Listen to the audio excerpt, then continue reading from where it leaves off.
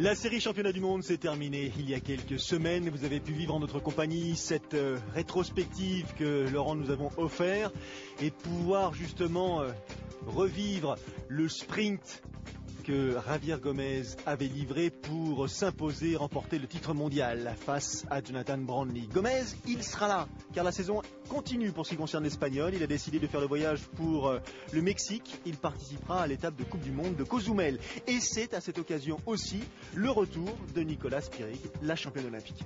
Et une belle étape, et Javier a tout à fait raison de finir sa saison en beauté, en profitant de ce titre mondial et puis en faisant le voyage. Le triathlon, c'est ça aussi, des sites fantastiques, la presqu'île du Yucatan, Cozumel, voilà, avec ses ruines, sa nature et un très très beau triathlon. Et vous l'avez dit, Vincent, le retour de Nicolas Spirig qu'on n'a pas du tout vu après son titre olympique. Elle a arrêté de courir depuis le mois d'août. Et donc la revoilà. Et dans quelle forme? On va le voir assez vite. Alors, Freddy Marufo, le maire de Cozumel, cette île donc qui est au large de la presqu'île du Yucatan entre Cancun et Tulum, nous dit que tout simplement à chaque fois que les triathlètes viennent ici, et on peut les comprendre, ils sont ravis. Et le spectacle offert par ces coureurs est une chose, mais surtout l'atmosphère, l'ambiance justement qui en retour leur est offerte, qui leur sont offertes par tous ces spectateurs mexicains sont autant d'atouts, autant d'attraits qui rendent ce rendez-vous international vraiment incontournable, et on les comprend. Alors le Mexique qui depuis longtemps n'a pas sorti de très très grands athlètes, et ils sont souvent classés. Mais c'est une terre de triathlon. On a eu énormément de coupes du monde dans ce pays, les championnats du monde. On se souvient d'Ixtapa, de Cancun qui a été championnat du monde. Donc c'est un pays qui a l'habitude de recevoir les triathlètes, et au dire des triathlètes, c'est un endroit où ils aiment bien aller, à la fois pour la course évidemment, mais aussi pour l'ambiance et l'ambiance d'après-course. Le finish des Jeux Olympiques, Lisa Norden, Nicolas Spirig, c'est finalement la Suissesse qui est montée sur la plus haute marche du podium un 4 août 2012. Bien sûr que je me souviens parfaitement de cette date précise. C'est pour moi un souvenir absolument incroyable, d'une force inouïe. C'était en quelque sorte l'objectif majeur de ma vie de sportive. Et on peut comprendre, Laurent, que d'une part l'échéance de Gio, la façon dont s'est soldée cette course, ont laissé à Nicolas Spirig quelques souvenirs très forts qu'il a fallu, je dirais, digérer après quelques jours. Oui, c'est une athlète d'expérience qui a maintenant 31 ans, donc elle a eu cette médaille d'or à l'âge de 30 ans, donc en pleine possession de ses moyens dans le triathlon bien sûr, mais elle a connu beaucoup de titres, mais c'est vrai que la consécration olympique, et vous l'avez dit de cette façon, avec ce sprint, avec une course complète, une course difficile, très très tendue, très dense, et gagner au sprint, évidemment c'est mieux que de finir juste derrière, ce qui a été le cas pour Lisa Norden. Donc c'est certain que c'est un souvenir impérissable pour elle, et en plus le triathlon suisse est quand même pas mal médiatique. Il y a des grands athlètes, on se souvient de Reto Hug. Bon, Roger Federer ne s'est pas encore mis au triathlon, mais vous voyez, dans ce type de pays comme la Suisse, ça a été le cas aussi en Espagne, c'est le cas aussi au Portugal, un peu moins en France, c'est le cas en Nouvelle-Zélande, puisque en discutant avec Laurent Vidal et Andrea Hewitt, Andrea était nommée pour être l'athlète de l'année l'année dernière, et l'année d'avant aussi, elle était invitée à aller voir un match des Blacks, donc il côtoie les plus grandes stars des pays, ce qui n'est pas encore le cas en France, et donc elle a eu évidemment énormément de sollicitations.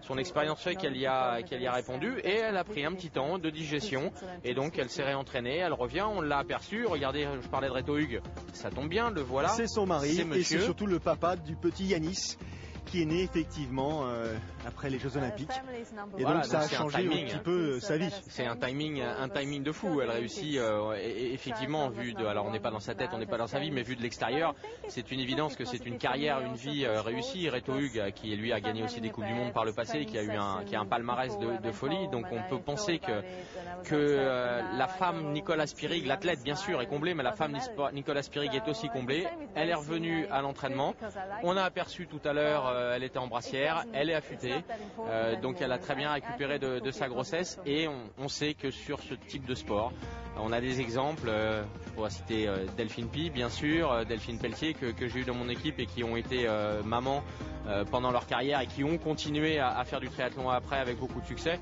On peut penser à Sonia O'Sullivan aussi dans la course à pied qui quelques mois après sa grossesse est devenue championne du monde de cross.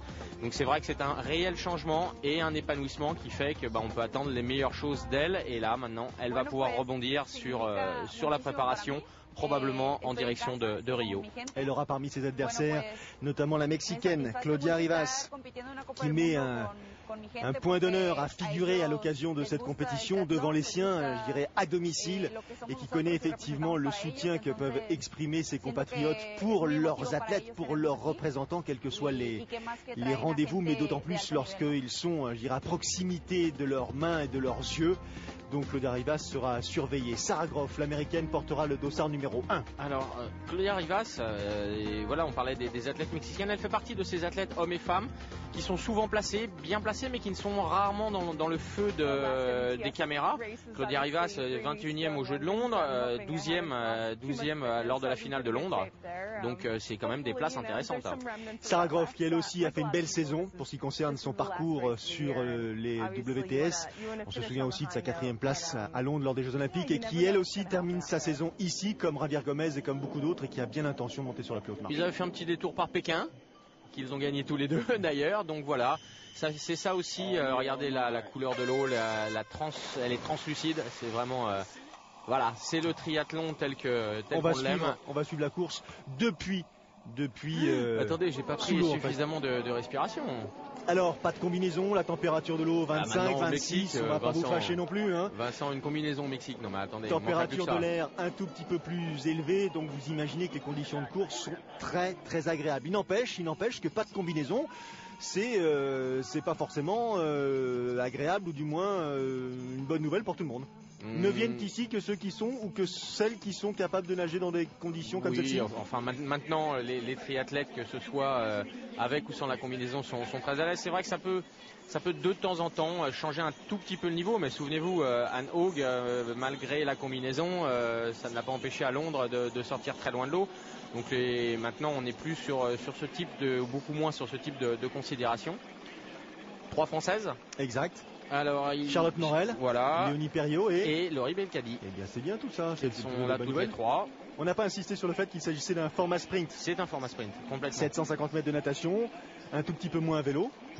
Un petit peu moins que d'habitude. Ah oui, la moitié. Donc 20 km et puis 10 km à pied. Et encore, on dit d'habitude par rapport au WTS, bien qu'il y ait eu quelques formats sprint en WTS, et puis cette course de Kitzbühel qui était sur un format très très atypique. Et là, elles en profitent et Sarah Groff en tête.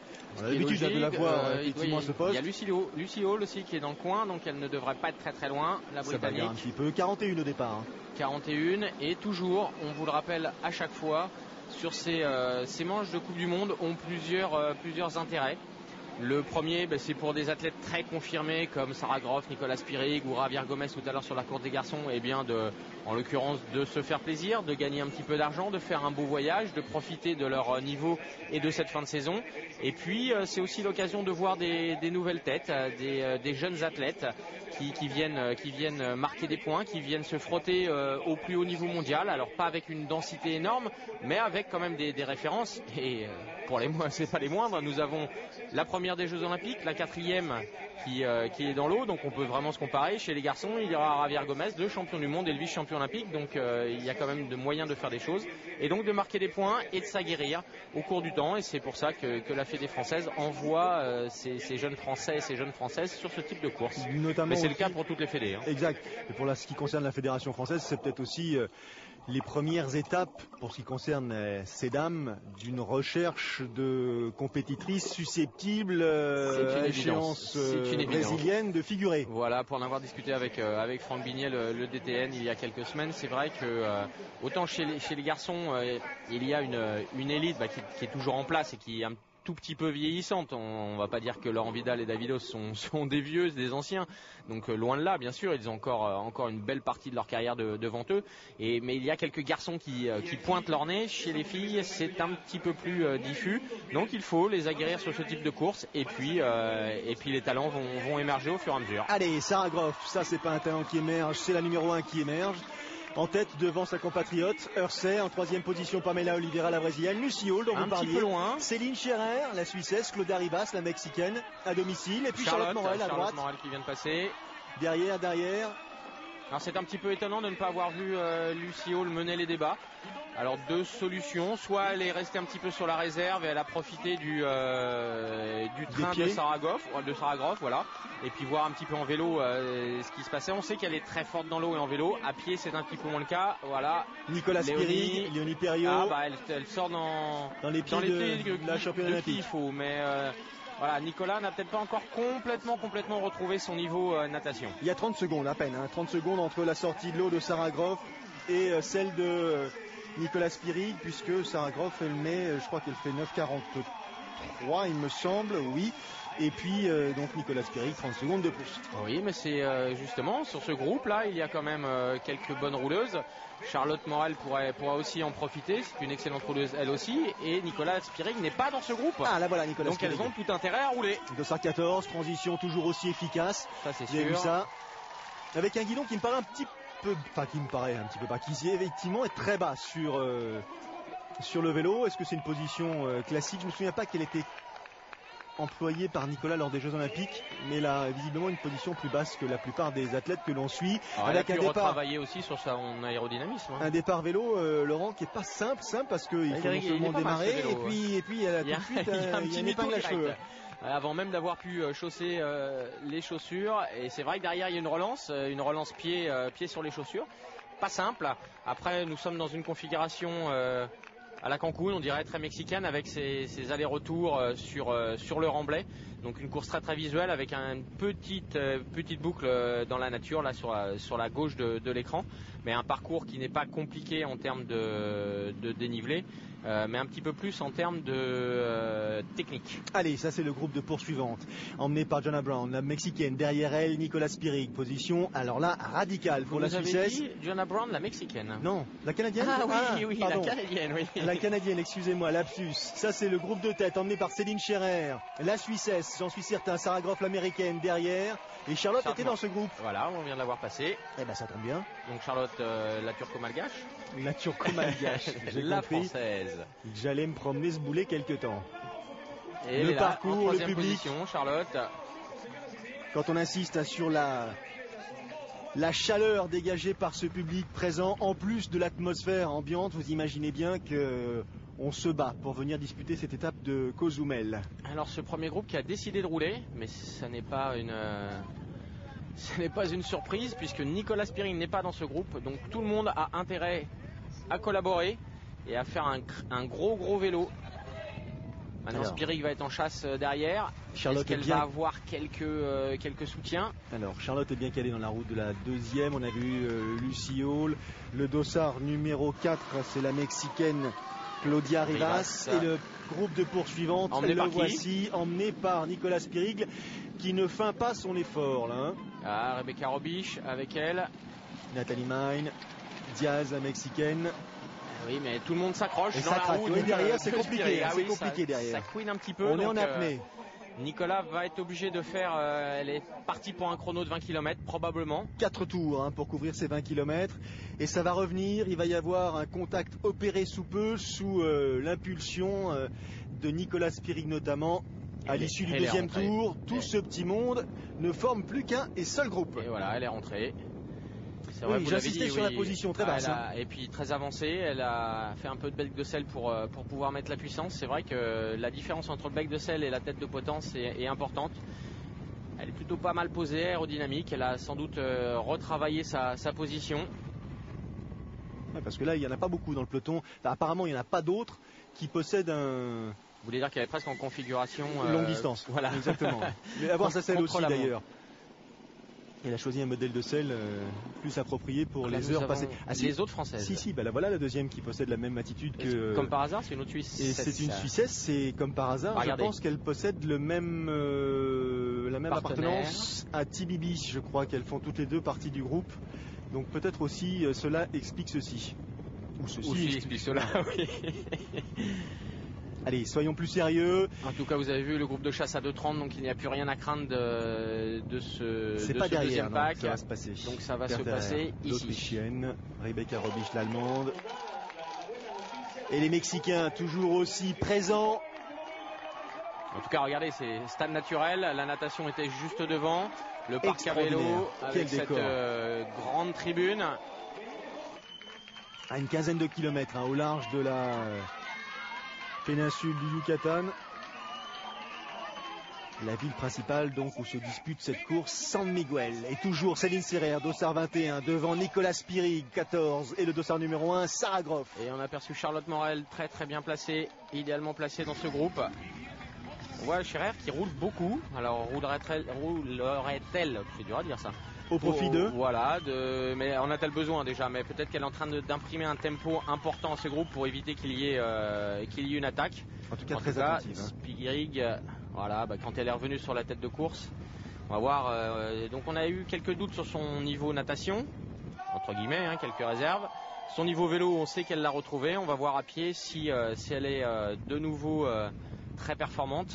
Et vu son affûtage, il y a de fortes chances. Regardez, les muscles sont apparents sur le dos.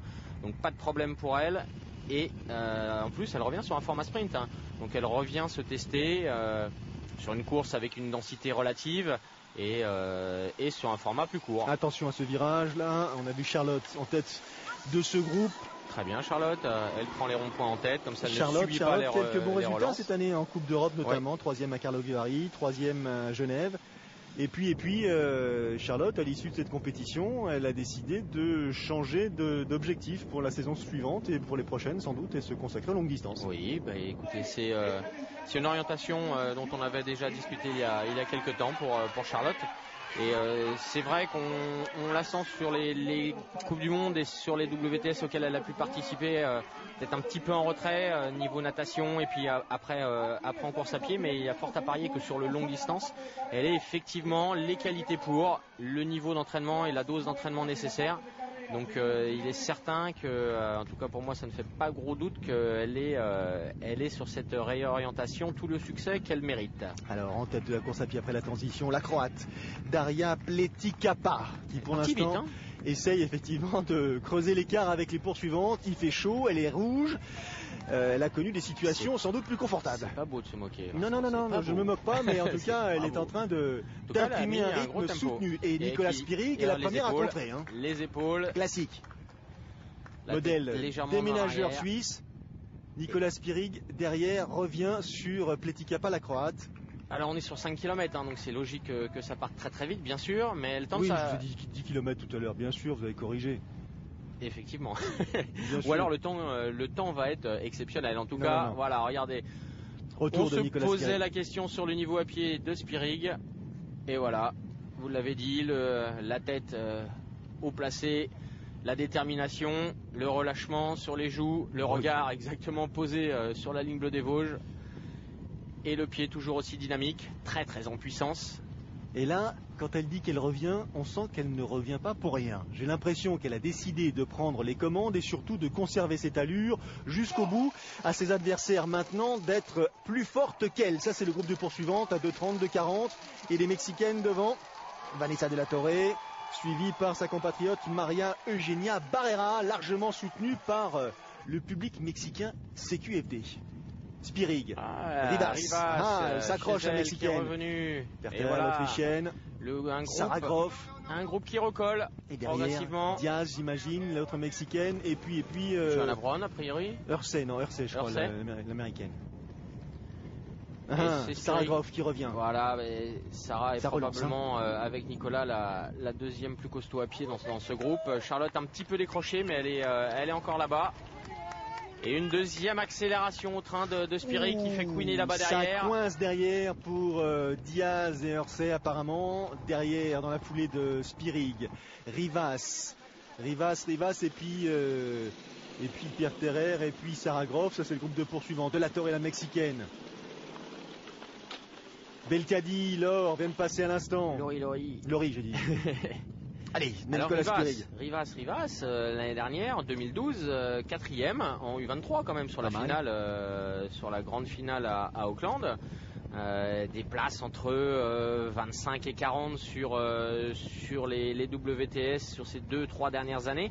Je l'ai dit tout à l'heure, 21e à Londres aux Jeux Olympiques, 12e en élite fille l'année dernière, en 2013 pardon, donc cette année, il y a quelques semaines à Londres. Elle est en pleine progression, là elle est au contact des meilleurs, elle a 23 ans, 24 ans. Donc là elle est chez elle, donc évidemment sur motivation, mais là elle est en train de se prouver à elle-même et de prouver au reste des compétitrices qu'elle est capable de tenir juste avec la championne olympique et avec la 4e. Le retour de la voilà. Canadienne dont on parlait tout à l'heure, dossard numéro 6, Jonah Brown. Elle revient progressivement sur la tête de course. Regardez sa foulée ample, fluide. Toute jeune elle aussi, paraît sereine. 21 ans. Grand gabarit. Elle me fait penser un petit peu à Oliaville. Et devant. 5e à Londres en U23. On s'asperge, même si le ciel s'est un tout petit peu couvert. La température reste élevée, plus de 30 degrés. Sous abri, Spirig, Groff, Diaz, la Mexicaine coince. Elle est reprise par Jonah Brown. Qui a un palmarès intéressant. En 2010, elle était 3e sur le podium mondial en junior, 6e en 2011, 3e en U23 en 2012 et 5e cette année. Donc toujours placée dans les catégories jeunes. Et là, elle vient se confronter au meilleur du monde. Nicolas Spirig qui donne l'impression d'avoir une foulée un tout petit peu plus délicate. Attention au demi-tour, ça glisse, vous l'avez remarqué. Elle ne donne pas le sentiment de courir sur l'avant du pied, mais plus sur l'arrière. Il n'empêche que sa foulée est tellement efficace que Sarah Groff, que Claudia Rivas et Lisa Perterer ne peuvent pas suivre le train imprimé par la Suisse. Elle est en train de les user, c'est une certitude. Par contre, ce demi-tour là, 3 mètres avant, on était sur le dur. C'est un petit peu étonnant. Il suffisait juste de faire le demi-tour au bout de ce petit trottoir et c'était beaucoup plus simple. C'est rare, on vous le dit souvent, là on est sur sprint, il fait chaud dehors, ça sert pas à grand chose de mettre, hormis pour le confort, du liquide à l'intérieur, il faut mieux refroidir l'extérieur. Est-ce que Sarah Groff essaye de revenir? Est-ce qu'elle peut d'ailleurs revenir? Non, Spirig accélère à nouveau. Spirig, championne olympique en 2012, championne d'Europe en 2012, 2 victoires WTS. N'en jetez plus, ça a été son année. C'est un petit palmarès quand même. Mariage, maman. Elle a décidé d'arrêter, de bosser un petit peu, elle revient, elle gagne. Que voulez-vous de plus, mon cher Qu'est-ce Vincent? que les autres peuvent espérer? Rien du tout. Derrière, c'est des places d'honneur sur le podium qui se disputent entre Rivas, Groff et Perterer. J'ai l'impression qu'elles sont obligées d'accepter la domination et ça c'est une la performance de Nicolas Spirig. Qui court très en arrière. Donc les trois là vont se battre pour la deuxième place. Il y en a une qui ne sera pas sur le podium, évidemment. Alors ça y est, elle grignote, elle continue son effort. Non seulement elle maintient l'allure, mais là en plus elle a légèrement accéléré. Ça se voit à la position des bras. Elle va chercher loin devant, loin derrière. Elle a augmenté le rythme de sa foulée. Et là, plus personne à l'horizon. En plus, on peut constater de visu avec tous ces demi-tours sur le parcours à pied qu'il est l'écart qu'on est en train de créer. Elle continue son effort. Elle ne relâche pas justement cet effort qu'elle a entamé il y a maintenant 300 à 400 mètres. Elle dodine un peu de la tête. On a l'impression qu'elle dit quand est-ce que ça finit cette histoire? Mais c'est sa façon de courir. Jonah Brown, la Canadienne, elle n'arrive pas à revenir sur le trio. Il lui manque 25-30 mètres, pas plus. Sarah Groff, Lisa Perterer, Claudia Rivas, ce sont les deux dernières places sur le podium qui se jouent sous vos yeux. Rivas est peut-être en train de coincer un petit peu. Ce serait cruel de ne pas être sur le podium devant son public. Mais évidemment, ni Sarah Groff ni Perterer n'ont l'intention de faire de sentiments. Et regardez Sarah Groff qui a accéléré, qui elle va assurer sa deuxième place. Dans son style caractéristique aussi. La première ça va être très compliqué, sauf défaillance majeure, mais sur 5 km ça paraît très difficile évidemment. Mais elle a assuré sa médaille d'argent sur cette course. Et derrière par contre pour la troisième place, ça va se jouer entre l'Autrichienne et la Mexicaine. Nicolas Spirig pour ce qui concerne la Suissesse et la victoire ici à San Miguel, donc sur l'île de Cozumel. C'est réglé. Nouvelle victoire en Coupe du Monde pour la Suissesse. Sa dernière c'était en 2008 à Kitzbühel où elle avait remporté une étape de WTS en 2012. Sarah Groff à l'énergie, termine en deuxième position et visiblement l'Autrichienne Lisa Perter prend le meilleur sur Claudia Rivas, la Mexicaine. Qui va être déçue. Et qui va rater le podium pour 2 cheveux, mais la Mexicaine a livré vraiment une bataille remarquable. Quelle fin de course nous ont offerte ces compétitrices. Jenna Brown prend elle la 5e position. Le maillot bleu. Charlotte Morel. Charlotte en 7e position. Juste derrière Rebecca Robisch. Charlotte qui fait une belle course. Elle était là. Elle a été actrice. Et les autres Françaises qui vont arriver un tout petit peu plus loin. Léonie Perriot 19e et Laurie Belkadi 21e. Pas mal du tout. Oula, soif, on se rafraîchit un petit peu là. Soif. Quand on vous disait qu'il faisait chaud là-bas, vous a-t-on menti? En tout cas, le sourire là de Nicolas Spirig qui vraiment rend aux Mexicains le soutien qu'il leur a apporté. Qu'il lui a apporté, pardon. Et bien sûr, c'est fabuleux. It's good to be back. It's good to be. Ce pourrait être le titre d'un album. Sarah Groff. C'est sûr. Alors bien sûr, Sarah Groff elle aussi est très heureuse de sa performance. Elle a adoré la course, elle a adoré le soutien du public. Elle est bien sûr très heureuse de conclure sa saison de telle manière.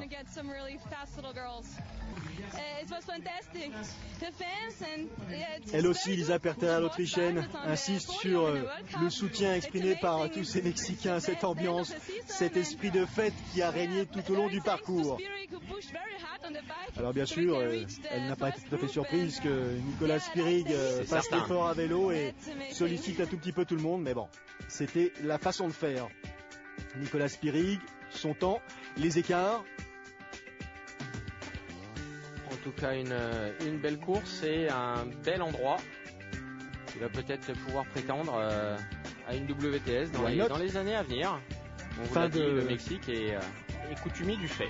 Fin de la course et le podium, donc la Suissesse, la dernière fois qu'on l'avait vue, elle était au sommet même d'un podium, c'était à Londres, elle revient, elle conserve la même position, c'est pas mal. Dans une poignée de secondes, la course de ces messieurs, à tout de suite.